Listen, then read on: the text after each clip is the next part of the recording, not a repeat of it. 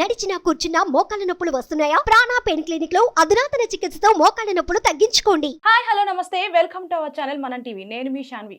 ఈ రోజు మనతో పాటు ప్రస్తుత రాజకీయాల గురించి చర్చించడానికి భరత్ రెడ్డి గారు ఉన్నారు. ఆయనతో మాట్లాడదాం. హాయ్ సార్, నమస్తే. ఎలా ఉన్నారు సార్? సార్, ఇప్పుడు చూసుకుంటే అందరికీ తెలిసిందే, రేవంత్ రెడ్డి గారు సీఎంగా తెలంగాణలో ప్రమాణ స్వీకారం చేసి ఆల్మోస్ట్ 1.5 మంత్ అవుతుంది. ఇప్పుడు వచ్చేసి ఆయన దావోస్కి వెళ్ళారు మన తెలంగాణ అభివృద్ధి కోసం మాట్లాడడానికి. సో ఒకప్పుడు ప్రభుత్వం చూసుకుంటే కేటీఆర్ గారు ఐటీ మినిస్టర్గా ఉండేటప్పుడు కేటీఆర్ గారు వెళ్ళేవారు దావోస్కి. సో ఆయనకి ఇంగ్లీష్ బాగా వచ్చు, ప్రొఫెషనల్గా ఉంటారు, సూటు బూట వేసుకొని వెళ్తారు. సో ఆయన అంటే అభివృద్ధి చేయగలిగారు. మన రేవంత్ రెడ్డి గారికి ఇంగ్లీష్ రాదు, ఎలా మాట్లాడతారు, అసలు అభివృద్ధి ఎలా జరుగుద్ది అని చెప్పి చాలా రకాలుగా ట్రోల్స్ చేస్తున్నారు. అసలు ఏంటి దీని గురించి? ఇంగ్లీషు రాదు అనే సమస్య కాదు, కన్వర్జేషన్లో ఒక్కొక్కరికి ఒక్కొక్కటి ఉంటుంది. కొందరు ఫారిన్ యాక్సెంట్ మాట్లాడుతుంటారు, కొందరు అమెరికన్ యాక్సెంట్ మాట్లాడుతుంటారు, కొందరు ఇండియన్ యాక్సెంట్ మాట్లాడుతారు. అంటే లాంగ్వేజ్ కంటే ముఖ్య కమ్యూనికేషన్ ఇంపార్టెంట్. ఏంటంటే మనం చేరవేసే అంశం అక్కడికి వాళ్ళకి చేరుతుందా లేదా, దాని ద్వారా మనం ఏం సాధిస్తున్నాం, మనకి ఏమొస్తుంది అనేది ముఖ్యంగా చూడాల్సిన అంశం. అంటే ఈ లాంగ్వేజ్ గురించి ఇంగ్లీషు రాదు అనే విషయాన్ని పెద్దగా దాన్ని ట్రోల్ చేయడం అనేది అది మంచి పద్ధతి కాదు. ఎందుకంటే ఒక సీఎం హోదాలో వెళ్ళడం జరిగింది. ప్రమాణ స్వీకారం చేసిన తర్వాత మొదటి దావోస్ పర్యటన, మొదటి విదేశీ పర్యటనలో భాగంగా వెళ్ళడం జరిగింది. అక్కడ అంతా ఇండస్ట్రియలిస్ట్ రావడం జరుగుతుంది. మన రాష్ట్రంలో ఉండే అవకాశాలు, ఈ రాష్ట్రంలో పెట్టుబడులు పెట్టినట్టయితే ఎలాంటి అవకాశాలు ఉంటాయనే దానిపై వాళ్ళు ప్రజెంటేషన్ చేస్తారు. అతనితో పాటు ఐటీ మినిస్టర్ కూడా వెళ్ళడం జరిగింది, మన శ్రీధర్ బాబు కూడా వెళ్ళడం జరిగింది. ఇద్దరు కలిసే వెళ్ళడం జరిగింది. అంటే ముఖ్యమంత్రికి ఫోకస్ ఎందుకు వస్తుందంటే శ్రీధర్ బాబు కూడా అక్కడ ప్రజెంటేషన్ చేస్తాడు. ముఖ్యమంత్రి వెళ్ళడం వల్ల ముఖ్యమంత్రి ఫోకస్ అవుతాడు. ముఖ్యమంత్రి వెళ్ళినప్పుడు ఏంటంటే మిగతా ఇండస్ట్రియలిస్ట్ కూడా ఆకట్టుకోవడానికి అవకాశం ఉంటుంది. ఒక మినిస్టర్ వెళ్ళిన దానికి, ఒక ముఖ్యమంత్రి వెళ్ళిన దానికి తేడా ఉంటుంది. ఒక మినిస్టర్ కేటీఆర్ ఎప్పుడు వెళ్ళినా ఒక మంత్రి హోదాలను వెళ్ళడం జరిగింది. ఎందుకంటే కేసీఆర్ వెళ్ళాల్సింది. యాక్చువల్గా దాదాపు మిగతా రాష్ట్రాలను చూసుకున్నట్టయితే అందరు రాష్ట్రాల ముఖ్యమంత్రులు వెళ్తూ ఉంటారు, అక్కడ ప్రజెంట్ చేస్తుంటారు. మా రాష్ట్రానికి వచ్చినట్టయితే మా రాష్ట్రాల్లో ఈ ఫెసిలిటీస్ మీకు కల్పిస్తాం, ఈ విధమైన మేము ఇవ్వడం ద్వారా మా రాష్ట్రం అభివృద్ధి చెందుతుంది, ఇంత ఎంప్లాయ్మెంట్ జనరేట్ అవుతుందని ప్రజెంట్ చేయడం జరుగుతుంది. ఆ ప్రజెంటేషన్లో భాగంగా కేసీఆర్ ఎప్పుడు కూడా వెళ్ళింది లేదు. చాలా సందర్భాల్లో, ప్రతి సందర్భంలోనూ విదేశాల్లో సంబంధించిన మీటింగ్స్ అంటే ఈ పెట్టుబడులు ఆకర్షించడానికి చాలా సందర్భాల్లో సింగపూర్ కానీ, లేదంటే దావోస్ కానీ, ఎలాంటి సందర్భమైనా కేటీఆర్ వెళ్ళింది. కేటీఆర్ న్యాచురల్గా ఏంటంటే కొంత లాంగ్వేజ్ పై పట్టున్న వ్యక్తి. అంటే ప్రతి వారికి ప్రతి లాంగ్వేజ్ పట్టుండాలని లేదు. అట్లా అంటే మనం చూసుకున్నట్లయితే రేవంత్ రెడ్డి తెలుగును అనర్గళంగా మాట్లాడగలడు, ప్రత్యర్థుల్ని గడగడలాడించగలడు. అదే మిగతా పార్టీల వాళ్ళు చేయలేరు. ఇప్పుడు ఇంత ఎందుకు మనకు హరీష్ రావు ఉన్నాడు. హరీష్ రావుకు కేటీఆర్కి తేడా చూసినట్టయితే హరీష్ రావు తెలుగును చాలా అనర్గళంగా మాట్లాడగలరు, చాలా బాగా ప్రజెంట్ చేయగలరు. ఇంగ్లీష్ విషయానికి వస్తే అతను కూడా కొంత ఇబ్బందులు ఉంటాయి. అంటే ఇంగ్లీష్ రాదని కాదు, ఇంగ్లీష్ వస్తుంది, కానీ ప్రజెంటేషన్ విషయంలో వచ్చినప్పుడు ఏంటంటే వాళ్ళు చాలా స్మూత్గా మాట్లాడలేరు. తను కాన్వెంట్ స్కూల్, ఇంగ్లీష్ మీడియం ఉన్న తేడాకి తెలుగు మీడియం నుంచి వెళ్ళిన వాళ్ళకు చాలా తేడా కనిపిస్తుంది. మనం కూడా చూస్తుంటాం. కాన్వెంట్ స్కూల్లో వచ్చిన పిల్లలు చాలా గడగడ మాట్లాడుతుంటారు. వాళ్ళు చాలా అంటే నీళ్లు తాగినంత ఈజీగా ఇంగ్లీష్ మాట్లాడుతూ ఉంటారు. తెలుగు మీడియం నుంచి వచ్చిన వాళ్ళకి ఎట్లుంటుంది అంటే కొంత పదాలు వెతుకోవాల్సిన అవసరం ఉంటుంది. వాళ్ళకు రాకపోవడం కాదు, వచ్చి ఉంటుంది, కానీ కొంత కమ్యూనికేషన్ కొంత అంటే పూర్తి స్థాయిలో అందించలేరు. కానీ కమ్యూనికేషన్ వెళ్తుంది, కానీ గడగడ మాట్లాడలేరు. కాబట్టి దాని గురించి పెద్దగా స్క్రోల్ చేయాల్సిన అవసరం లేదు. దాని గురించి మనం అంటే టీఆర్ఎస్, బీఆర్ఎస్ నాయకులు దాని గురించి పెద్దగా చర్చించాల్సిన అవసరం లేదని మనం అనుకోవాలి.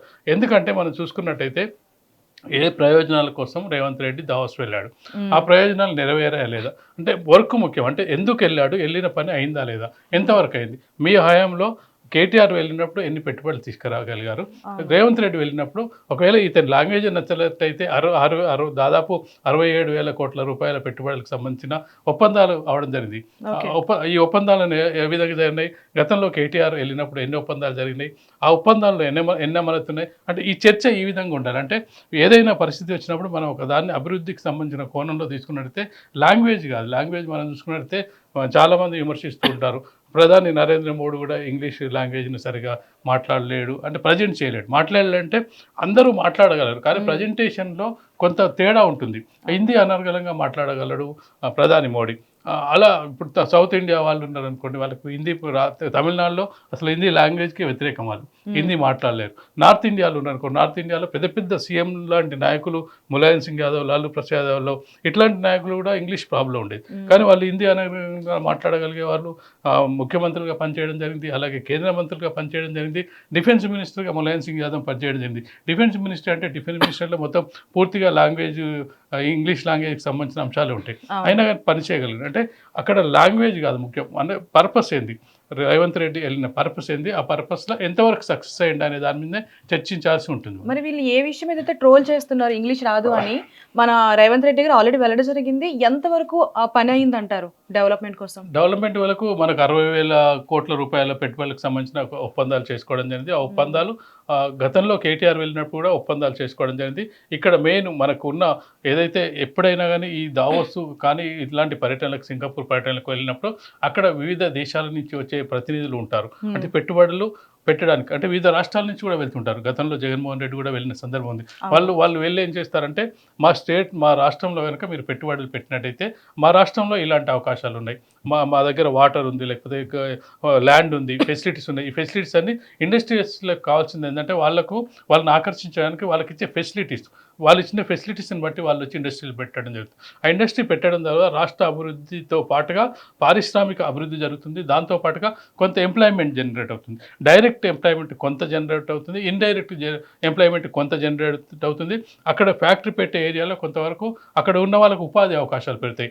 అంటే అందులో చేసే ఉద్యోగస్తులకే కాదు, దాని మీద ఆధారపడే వాళ్ళు చాలా అంటున్నారు. అంటే ఒక్క ఫ్యాక్టరీ పెట్టడం వల్ల, వాళ్ళు ఇండస్ట్రీ పెట్టడం వల్ల కొంతమందికి ఎంప్లాయ్మెంట్ జనరేట్ అవుతుంది. దాంతోపాటుగా కొంత ఫోకస్ కూడా అవుతుంది, ఎక్స్పోర్ట్స్ ఇంపోర్ట్కి సంబంధించిన బిజినెస్ కూడా అవుతుంటాయి. అది ఎంతవరకు నెరవేరింది అనుకున్నప్పుడు ఇప్పటివరకు చేసుకున్న ఒప్పందాలు మన రాష్ట్రానికి సంబంధించి దాదాపు 40,000 కోట్ల రూపాయల వరకు ఒప్పందాలు అదానీ గ్రూప్తోనే చేసుకోవడం జరిగింది. అదానీ గ్రూప్ సంబంధించి వివిధ రాష్ట్రాల్లో కూడా పెట్టుబడి పెడుతున్నారు మన రాష్ట్రంలో. అలాగే చూసుకున్నట్లయితే టాటా సన్స్ ఇట్లాంటి చాలా వాటితో దాదాపు 4-5 సంస్థలతో ఒప్పందాలు చేసుకోవడం జరిగింది. ఆ ఒప్పందాల ప్రకారం వాళ్ళ రిప్రజెంటేషన్ ఇక్కడికి వస్తుంది. వాళ్ళకి ఎక్కడ అనుకూలమైన పరిస్థితులు ఉన్నాయో, ఎక్కడ పెట్టుకుంటే వాళ్ళకు ఇండస్ట్రీ డెవలప్మెంట్ అవుతుందో కొన్ని ప్లేసులు సెలెక్ట్ చేసి ప్రభుత్వం వాళ్ళ ముందు ప్రతిపాదన పెడుతుంది, ఒక ప్రపోజల్ ఇస్తుంది. ఏ విధంగా మేము మీకు ఇక్కడ సహకరిస్తామనేది ఒక ప్రపోజల్ ఆధారంగా వాళ్ళు ఎక్కడ పెట్టుకుంటారు అనేది ఇండస్ట్రీస్ ఆ ఒప్పందాలన్నీ పూర్తయ్యాయి. మన వాళ్ళు ఇప్పుడు చూపించాలని ల్యాండ్ చూపించాలి, ల్యాండ్ సేకరణ చేసి ల్యాండ్ చూపిస్తే అవి ప్రారంభం అవుతాయి. ఈ ఒప్పందాల ప్రకారం చూసుకున్నట్లయితే మొదటి పర్యటనలో రేవంత్ రెడ్డి అయితే సక్సెస్ అయినట్టే కనిపిస్తుంది. ఎందుకంటే మొదటిసారి పర్యటనలోకి వెళ్ళారు, తనతో పాటు ఐటీ మినిస్టర్ వెళ్ళారు.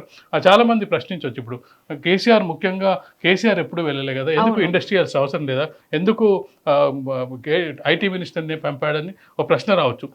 ఎప్పుడైనా ఏమవుతుందంటే, కేటీఆర్కు ఎంత ఇంగ్లీష్ ఉన్నా, ఎంత చాకచక్యం ఉన్నా, అక్కడ ఇండస్ట్రియలిస్ట్ని ఆకర్షించుకోవాలంటే ఒక ప్రోటోకాల్ కూడా ఇంపార్టెంట్. ఒక ముఖ్యమంత్రి వచ్చి మాట్లాడడం వేరు, ఒక మినిస్టర్ వచ్చి మాట్లాడడం వేరు. ఒక ముఖ్యమంత్రి మాట్లాడినప్పుడు ఆ ప్రోటోకాల్ వేరే విధంగా ఉంటుంది ఇండస్ట్రియలిస్ట్ దగ్గర. అదే ఒక ఐటీ మినిస్టర్ మాట్లాడినప్పుడు ఆ ప్రోటోకాల్ వేరే ఉంటుంది. ఆ ప్రభావం ఖచ్చితంగా ఉంటుంది. ఒక ముఖ్యమంత్రి స్వయంగా వెళ్ళి వాళ్ళని రిక్వెస్ట్ చేసినప్పుడు ఆ రిక్వెస్ట్ను పరిగణలోకి తీసుకునే అవకాశం ఉంటుంది. కాబట్టి ఖచ్చితంగా కూడా ముఖ్యమంత్రిగా హోదాలో దావోస్ వెళ్ళి పర్యటన సక్సెస్ అయిందని చెప్పొచ్చు. పెట్టుబడులను ఆకర్షించడం వల్ల ఇక మిగతా విషయాలని చిన్న విషయాలుగా మనం చెప్పొచ్చు. ఒకప్పుడు కేటీఆర్ గారు వెళ్ళారు, ఇప్పుడు రేవంత్ రెడ్డి గారు కూడా వెళ్ళారు. సో రెండింటికి డిఫరెన్స్ లో ఒక అడుగు ముందే ఉన్నారంటారు రేవంత్ రెడ్డి. ఖచ్చితంగా వెళ్ళారు, మొదటి పర్యటనలో వెళ్ళడం జరిగింది. దాంతో పాటు ఐటీ మినిస్టర్ని కూడా ఏ రాష్ట్ర ముఖ్యమంత్రి అయినా తను వెళ్తున్నప్పుడు సంబంధిత అంశాలకు సంబంధించిన ఒక మంత్రిని మాత్రం ఖచ్చితంగా తీసుకెళ్తాడు. ఒకవేళ కనుక ఇప్పుడు ఐటీకి సంబంధించిన అంశం కాబట్టి ఐటీ మినిస్టర్ వెళ్ళారు, లేదంటే వేరే పంచాయతీ రాజు లేకపోతే పర్యావరణమో దీనికి సంబంధించింది ఏదైనా జరిగినప్పుడు ఆ మినిస్టర్ని వెంట తీసుకొని వెళ్తారు, ముఖ్యమంత్రి రిప్రజెంట్ చేస్తారు. ఖచ్చితంగా ముఖ్యమంత్రి రిప్రజెంట్ చేయాల్సిన అవసరం ఉంటుంది. ఎందుకంటే మనం చూసుకున్నట్టయితే సీఎంల సమావేశం జరుగుతుంటుంది, పిఎం మీటింగ్స్ సమావేశం జరుగుతుంటుంది, వీడియో కాన్ఫరెన్స్ లేకపోతే ఎన్డీసీ నేషనల్ డెవలప్మెంట్ కార్పొరేషన్ సమావేశాలు జరిగినప్పుడు ఖచ్చితంగా ముఖ్యమంత్రులు అటెండ్ కావాలి. ముఖ్యమంత్రులు అటెండ్ కాని పరిస్థితిలో ఒక సీనియర్ మంత్రిని పంపిస్తారు. ఆ సీనియర్ మంత్రిని పంపినప్పుడు అంత ప్రోటోకాల్ అక్కడ ఉండదు. ముఖ్యమంత్రికి ఉండే హోదా ముఖ్యమంత్రికి ఉంటుంది. కాబట్టి ఖచ్చితంగా కూడా ముఖ్యమంత్రి హోదాలో వెళ్ళిన రేవంత్ రెడ్డి దావోస్ పర్యటనలో ఏం కావాలనో పెట్టుబడులు తీసుకురాగలిగాడు. ఒకవేళ ఇంగ్లీషే అడ్డంకి అయితే అన్ని పెట్టుబడులు రావని మనకు అనుకోవచ్చు. పెట్టుబడుల విధంగా విజయం సాధించాడు. ఇంగ్లీష్ లాంగ్వేజ్ అనేది ఎంతవరకు మనకంటే, లాంగ్వేజ్ అనేది ఒక సాధన మాత్రమే. ఒక లాంగ్వేజ్ రానంత మాత్రం అతను ఫెయిల్యూర్ అని చెప్పడానికి ఉండదు. లాంగ్వేజ్ ద్వారా అవతలి వాళ్ళకు ఎలా కమ్యూనికేట్ చేస్తారనేది ముఖ్యం. మన చంద్రబాబు హయాంలో కూడా చంద్రబాబు క్లింటన్ తీసుకురావడం జరిగింది. అది చంద్రబాబు లాంగ్వేజ్కి క్లింటన్ లాంగ్వేజ్కి వేరియేషన్ ఉంటుంది. మనకు చాలా ఈజీగా అర్థమయ్యే లాంగ్వేజ్ క్లింటన్కి ఉంటుంది. మనం అమెరికన్స్ మాట్లాడితే చాలా వరకు మన పిల్లలు ఎవరైనా మన దగ్గర నుంచి వస్తేనే వాళ్ళ లాంగ్వేజ్ అర్థం చేసుకోవాలంటే చాలా కష్టమైన, బట్ అయినా కానీ చంద్రబాబు నాయుడు హైటెక్ సిటీ ఓపెనింగ్కి వీటన్నిటికి తీసుకెళ్ళగలిగాడు. అంటే అతనికి ఏం మెసేజ్ ఇవ్వదలుచుకున్నాడో ఆ మెసేజ్ ద్వారా అతను రాగలిగాడు. మెసేజ్ తీసుకెళ్ళడం అనేది ముఖ్యం. ఆ విధంగా చూసుకుంటే రేవంత్ రెడ్డి సక్సెస్ అయ్యాడు. మిగతా అంశాలని మాత్రం పెద్దగా పట్టించుకోవాల్సిన అవసరం లేదని మనం అనుకోవచ్చు. Thank you sir. Thank you.